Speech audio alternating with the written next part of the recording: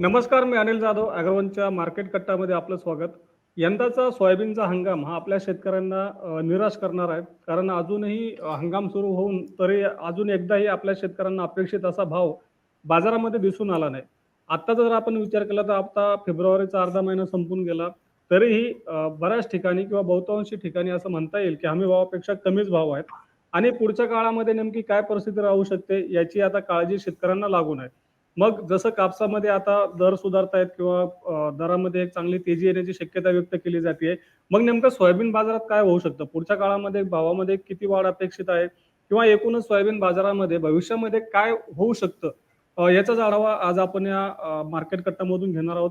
आणि नेहमीप्रमाणे आपल्याला सोयाबीनवर आपल्या सगळ्या प्रश्नांची उत्तरं देण्यासाठी सोयाबीन उद्योजक आणि निर्यातदार तसंच अभ्यासक सचिन अग्रवाल आज आपल्यासोबत आहेत. सर, आपलं स्वागत आहे ॲग्रोनमध्ये. नमस्कार, धन्यवाद ॲग्रोवन. सर, आम्हा शेतकऱ्यांना काही प्रश्न आहेत ते म्हणजे सोयाबीन बाजाराविषयी. तर पहिला प्रश्न हाच आहे की यंदा एकतर दुष्काळामुळे आपल्या देशातलं उत्पादन कमी झालेलं आहे आणि असं असताना सुद्धा आतापर्यंत सोयाबीनचे भाव 5,000 पेक्षा जास्त वाढलेले नाहीत किंवा शेतकऱ्यांना अपेक्षित असा भाव मिळत नाही. तर नेमकं ही परिस्थिती बाजारामध्ये का दिसून येते? बघा, दुष्काळाचा तर काळामध्ये आपण दुष्काळ म्हणू नाही शकत यावर्षी, बरं. कारण उत्पन्न आणि बाजारात अवेलेबिलिटी चांगली आहेत. मार्केटमध्ये सोयाबीनची कॅरी फॉरवर्ड होतो आणि इम्पोर्ट हं. सोयाबीन पण बऱ्यापैकी येते आपल्याकडे भारतामध्ये. आणि सध्या पोल्ट्रीची जी आपण सिच्युएशन बघितली, कन्झम्पशन लेवल्स, आज ब्रॉयलरचे रेट 100च्या वरती गेलेले, 100च्या जवळपास गेलेले आहेत. तर बरोबर. हे बघता जेव्हा ब्रॉयलरचे रेट जास्त राहतात याचा अर्थ सोयाचा कन्झम्पशन किंवा प्लेसमेंट्स कमी आहेत आता. कारण हं. पोल्ट्रीला कंटिन्यू मागच्या 1-2 वर्षापासून मोठा त्यांना लॉसेस किंवा मार्जिन्स नसल्यामुळे त्यांनी प्लेसमेंट्स कमी केलेली आहेत आणि त्याचा प्रभाव आपण सोयाबीनच्या रेट्सवरती आपल्याला दिसून येत आहे. बरं. सर, आणखीन एक गोष्ट अशी आहे, की आम्ही बघतो की सोयाबीनचे भाव मध्यंतरी म्हणजे नोव्हेंबरमध्ये काही प्रमाणात वाढले होते. 48-49 पर्यंत भाव गेले होते. परंतु आता मागच्या जवळपास एक 3-4 आठवड्यांपासून सोयाबीनचे भाव ₹46 जे काही आपला हमी भाव आहे, त्याच्यापेक्षा खूपच प्रमाणात कमी झालेले आहेत. तर हा जो सेटबॅक दिसून आला, तर हा सेटबॅक नेमका कशामुळे दिसून आला? इंटरनॅशनल मार्केट्समध्ये काय आहेत, की जेव्हा ब्राझील आणि अर्जेंटिनाचे जे क्रॉप्स आहेत, जे हायेस्ट हं. लेव्हलवरती आहेत, यूएसचा क्रॉप एकदम चांगला आहे. तर ओव्हरऑल आपण म्हणू शकणार, की इंटरनॅशनल मार्केटचे जे प्राइजेस आहेत, ते कुठे ना कुठे हं. भारताला मॅच करावे लागतील. जर बरं. इंटरनॅशनल मार्केटमध्ये रेट वाढतात, तर आपल्याकडे दर वाढतात. इंटरनॅशनल मार्केटमध्ये दर कमी होतील, तर आपल्याकडे दर कमी होतील. तर आज जग एक मार्केट झालेलं आहे आणि हं. ज्या आपण म्हणणार की दर वाढ किंवा दर कम, ज्यावेळी दर 6,000 7,000 होते तेव्हा महागाई त्या पद्धतीने वाढलेली होती. आज बरोबर. दर कमी आहेत. आधी शेतकऱ्याला अपेक्षा होती मला 6,000 चे भाव भेटायला पाहिजे. आज शेतकरी हं. 5,000 च्या भावामध्ये पण हॅपी राहणार आहे, कारण त्याची इनपुट कॉस्ट बऱ्यापैकी कमी झालेली आहेत. बऱ्यापैकी दुसऱ्या विविध वस्तूंचे दर कमी झालेले आहेत. तर मी समजू शकतो की 5,000च्या रेट असे आहेत की जिथे फार्मर्स हॅपी राहतील, उद्योजक हॅपी राहतील आणि पूर्ण इंडस्ट्री हॅपी राहायला पाहिजे. जर शेतकऱ्याला 5,000चे भाव भेटले तर याच्यापेक्षा चांगली गोष्ट काही राहणार नाही. बरोबर. हां, आता आपण 5,000चा रेट सांगितला, तर 5,000चा रेट बहुतांशी शेतकरी हे सांगतात, की ₹5,000 रेट कधीपर्यंत होऊ शकतो किंवा होऊ शकतो का? तर ह्या प्रश्नाचं उत्तर आपण कसं द्याल, की खरंच ₹5,000 रेट आपल्याला पुढच्या काही दिवसांमध्ये दिसू शकतो?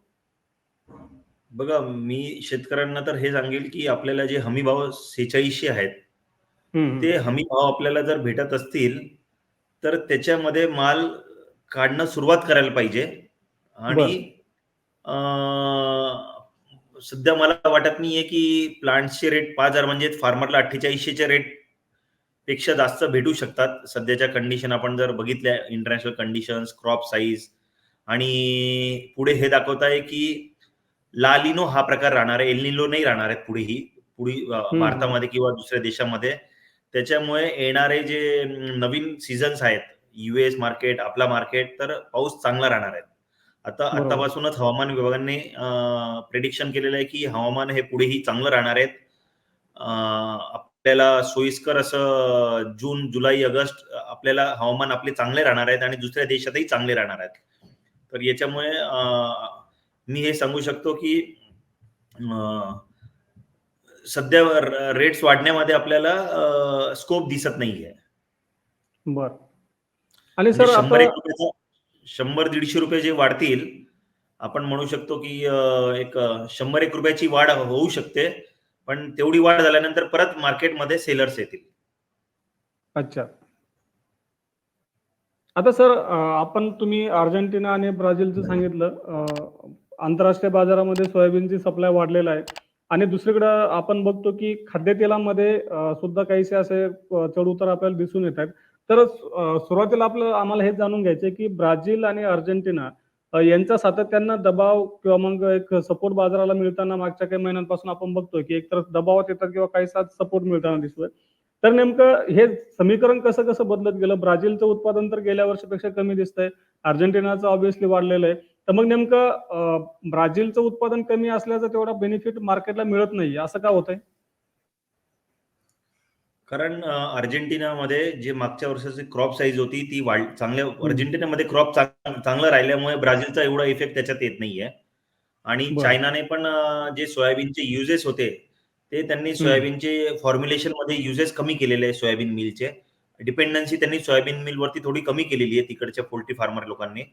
तर हं, तोही हं. आपल्याला प्रभाव रेट्समध्ये दिसतोय. आणि हे जे रेट्स आहेत हे असे रेट्स आहेत की जिथे आपण अपेक्षा करणार की जेव्हा रेट्स कमी राहतात तेव्हाच इंडस्ट्री ग्रो व्हायला पाहिजे.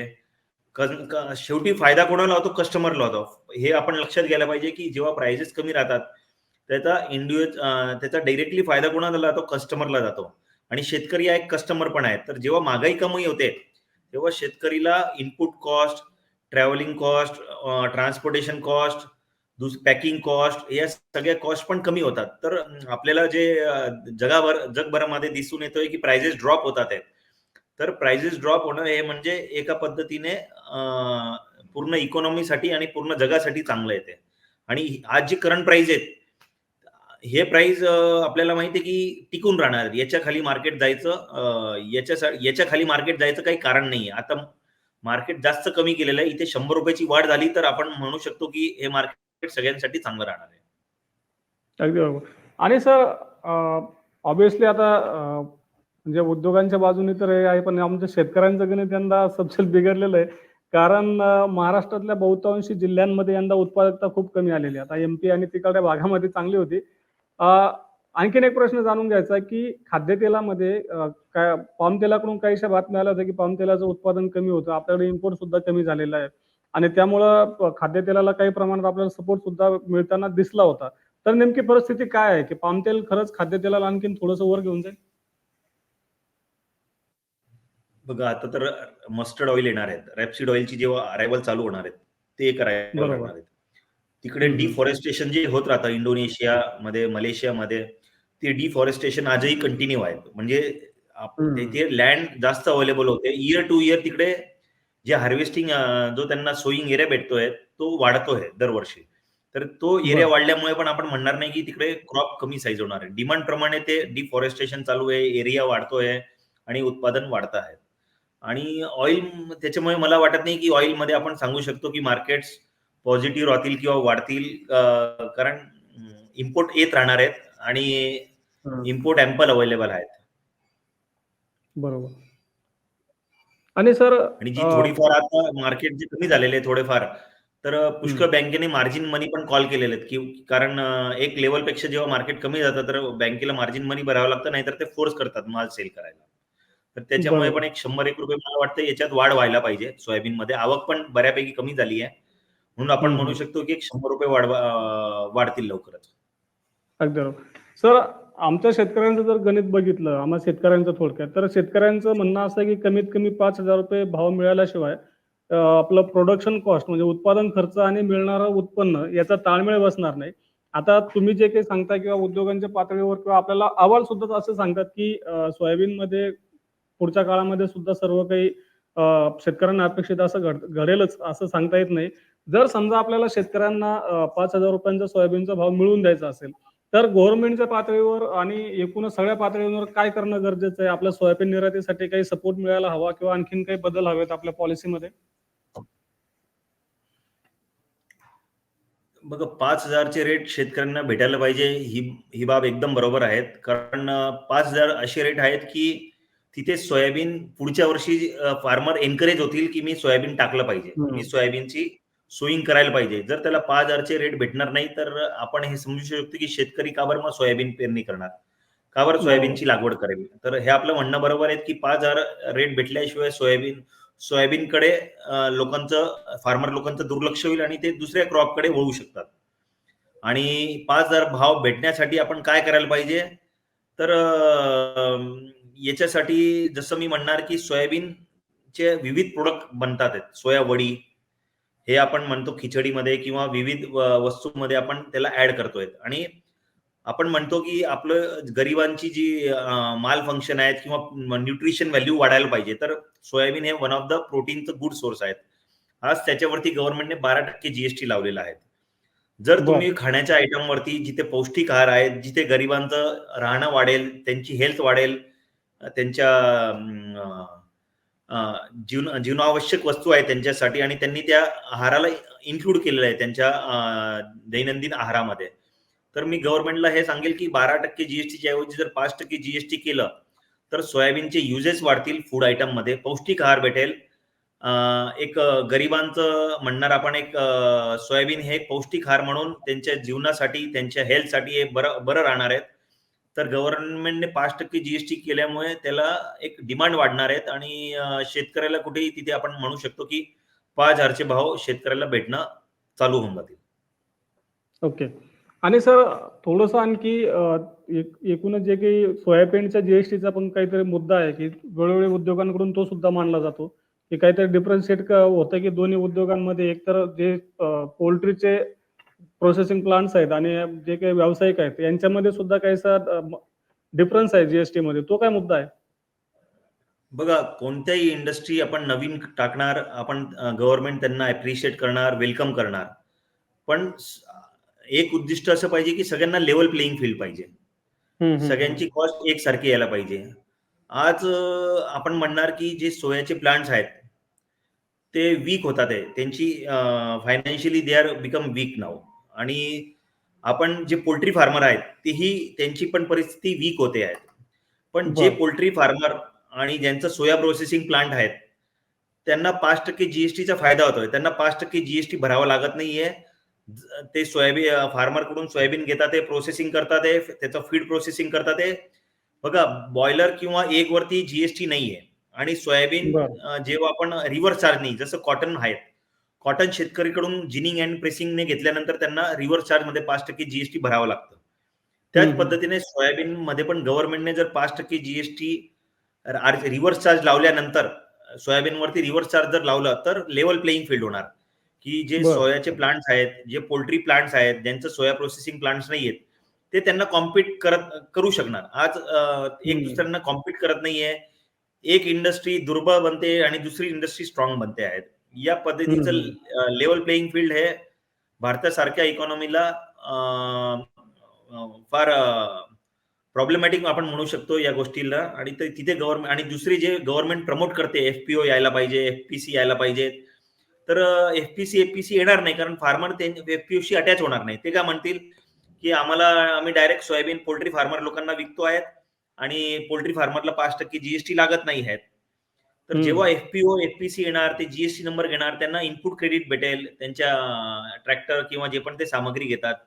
तर एफपीओ एफपीसी साठी लोक एनकरेज होतील आणि गव्हर्नमेंटने हे बघायला पाहिजे की कोणतंही आपल्याकडे जीएसटी किंवा कोणतेही टॅक्स जेव्हा कानून येतो त्याच्या 3, 4, 5 वर्षानंतर लोक बघतात की मी बेनिफिट कसं करू घेणार त्या लॉ मधून, जीएसटी मधून मला कसं काय बेनिफिट होईल किंवा मी त्याच्यातून कसं काय एस्केप होऊ शकतो. तर जे आपले लूप होल राहतात जीएसटीचे ते गव्हर्नमेंटने वर्षानुवर्ष त्याला स्टडी करायला पाहिजे की आज जीएसटी यायला जर आपल्याला 7 वर्ष झालेली आहेत तर भारतामध्ये लोक बघतात की त्या जीएसटी लॉ मधून मी कसं काय माझा टॅक्स सेव्हिंग करू शकतो. त्या गोष्टीला लोक लक्ष देतात. तर जे जीएसटीचे लूप होल राहतात तिथे गव्हर्नमेंटने लक्ष द्यायला पाहिजे. अगदी बरोबर. सर आणखीन एक प्रश्न आहे की म्हणजे तुम्ही सुरुवातीला सांगितलं की आंतरराष्ट्रीय बाजाराशी थेट आपला बाजार कनेक्टेड आहे. परंतु सर आपलं जीएम आणि नॉन जीएम ह्या दोन गोष्टी येतात की आपल्या इकडे नॉन जीएम आहे आणि बहुतांशी जे की ब्राझील, अर्जेंटिना तिकडे तिथे जीएम आहे. तर आपल्याकडे नॉन जीएमचं ऑब्व्हियसली आपली उत्पादकता कमी आहे, आपल्या याच्यात काहीतरी विशेष गुणधर्म आहे. मग आपल्या सोयाबीनला काही प्रीमियम रेट नाही मिळू शकत का, की आपण नेहमी त्या आंतरराष्ट्रीय बाजाराशी कनेक्शनचा विचार करतो त्यावेळी? बघा, जीएमओ नॉन जीएमओ मध्ये 27.5% प्रीमियमचा डिफरन्स आहे आता. बरं. तर आपल्याला नॉन जीएमओचं जर प्रीमियम भेटायला पाहिजे तर शेतकरीला 4,700चे जे भाव आहेत ते नॉन हं, जीएमओचे रेट्स त्याच्यापेक्षा थोडे कमी लेवलला भेटतात ते मी समजू शकतो. पण हं, आपण हे बघायला पाहिजे की ब्राझीलमध्ये मागच्या वर्षी नॉन जीएमओचे जे त्यांनी सोईंग केलं होतं ब्राझीलने मागच्या मी म्हणणार 2023 मध्ये त्यांनी जो क्रॉप हं, घेतला होता मागच्या वर्षी, तर हं. नॉन जीएमओचं यील्ड त्यांना जीएमओ पेक्षा जास्त आलं ब्राझीलला. बरं, तर बरं. आपण हे म्हणू शकत नाही की जीएमओचं यील्ड जास्त आहे, नॉन जीएमओचं यील्ड कमी आहेत. या गोष्टी हं, जे आपल्याला फॉरेनमध्ये कळायला भेटतं. आता चायना मी बघतो. चायनाने 7 ते 8 प्रोव्हिन्समध्ये त्यांनी काय केलं आहे, जीएमओचं सोईंग अलाउड केलेलं आहे. बरं. येणाऱ्या कमिंग पासून. म्हणून हळू-हळू चायना पण जीएमओ मध्ये कन्व्हर्ट होतोय. की हं, त्यांना वाटतंय की जीएमओ केल्यानंतर आपली डिपेंडन्सी कमी होणार. आपल्याला इम्पोर्ट कमी करावं लागेल. आपली जी खाद्याची निर्मिती आहे ते आपल्याला डिपेंडन्सी कमी करतील म्हणून ते जीएमओ कडे वाढत आहे. पण जीएमओ हा फक्त यील्डचा विषय नाही राहिलाय. जीएमओ हे एक टेक्नॉलॉजी आहे आणि जे हं, रोगराई हं. राहते किंवा जे आपल्या फार्ममध्ये रोग लागू शकतात आणि त्याच्यामुळे जे नुकसान होतंय, त्याच्यामुळे हं. जीएमओ आणि नॉन जीएमओ मध्ये फरक काय आहे, की आपल्याला यील्ड हा वेगळा प्रश्न झाला आणि एक आजार लागतो किंवा एक क्रॉपमध्ये जे आपले डेफिशियन्सी राहते किंवा आपल्याला पेस्टिसाइड्स वगैरे करावे लागतात, तर त्याच्या व्यतिरिक्त आपण जीएमओमध्ये जाऊ शकतो. ह्या पण एक वेगळ्या गोष्टी हं, हं. राहतात. तर भारताला मला वाटत नाहीये, की असंही काही क्रॉपला आतापर्यंत आपल्याला आढळून आलेलं आहे. काही मोठा रोग आलेला आहे आणि सोयाबीनला असा प्रॉब्लेम येतोय, म्हणून आपण जीएमओकडे जायला पाहिजे. तर सध्या तशी काही मला गरज वाटत नाहीये, की आपल्याला नॉन जीएमओला त्याला प्रीमियम भेटत नाहीये. तर ठीक आहे. एक मोठा फरक राहिला नाहीये जीएमओ, नॉन जीएमओमध्ये. आपण म्हणू शकतो एक ₹150 फरक आपण समजू शकतो. त्याच्यापेक्षा मोठा फरक काही नाही. अगदी बरोबर. आणि सर आणखीन एक मुद्दा आम्हाला तुमच्याकडून समजून घ्यायचा आहे.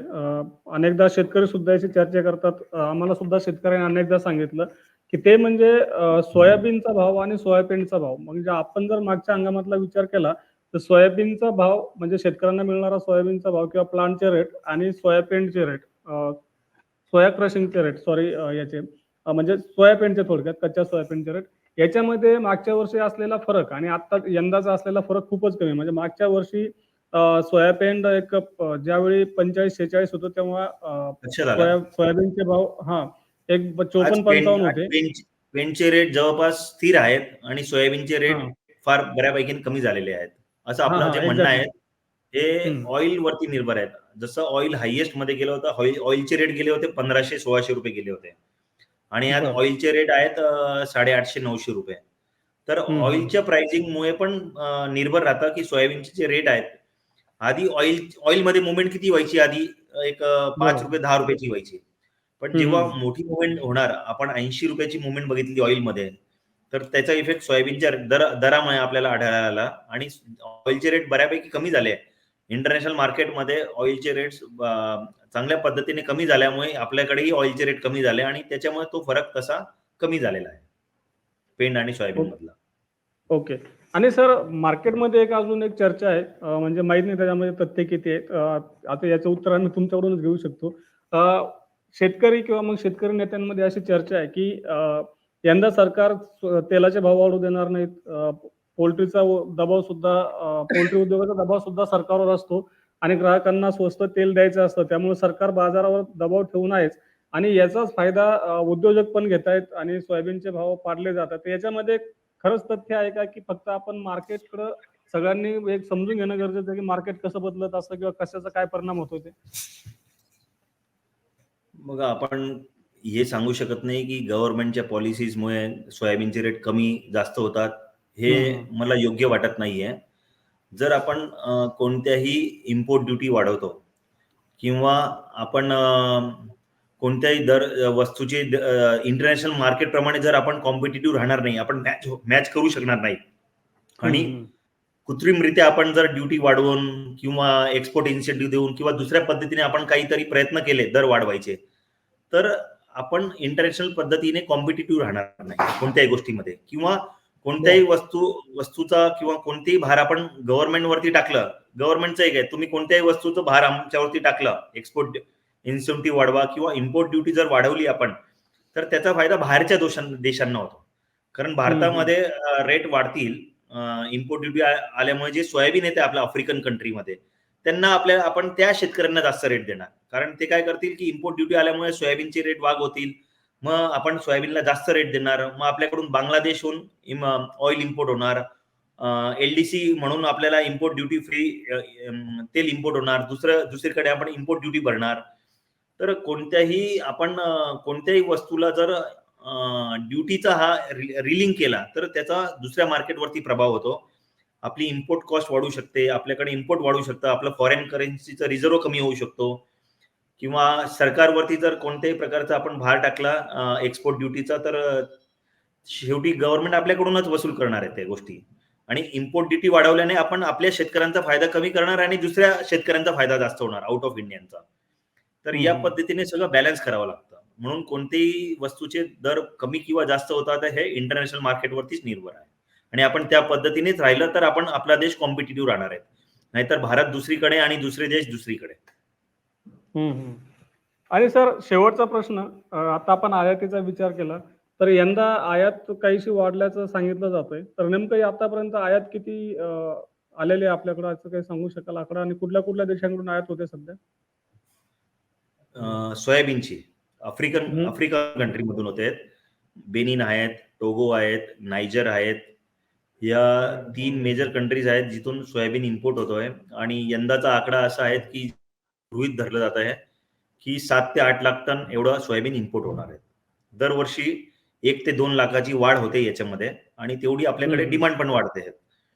तर सध्या इम्पोर्ट पॅरिटी नाहीये, कारण रेट बऱ्यापैकी फार कमी झालेले आहेत, तिकडे फ्रेट वाढलेले आहेत, म्हणून इम्पोर्ट पॅरिटी सध्या नवीन काही कॉन्ट्रॅक्ट होत नाहीये, कारण आपल्याकडे बऱ्यापैकी रेट कमी झालेले आहेत. अगदी बरोबर. आता आपल्या मनातले जे काही प्रश्न होते सोयाबीन बाजारासंदर्भात, एकूण सरकारचं धोरण, नेमके आपले दर कशामुळे कमी आहेत का, उद्योगांकडून काही मुद्दामून याचा फायदा घेतला जातो, आयात निर्याती बाबत काय चालू आहे, आंतरराष्ट्रीय बाजारावर नेमका कशाचा दबाव येतोय, आणि आपल्या एकूणच पुढच्या बाजारांमध्ये आपल्याला काय भविष्य दिसू शकतं, याविषयी सरांनी आपल्याला मार्गदर्शन केलं, तसंच आपल्या सगळ्या प्रश्नांची उत्तरं दिली, त्याबद्दल मी सरांचे आभार व्यक्त करतो. धन्यवाद सर. धन्यवाद.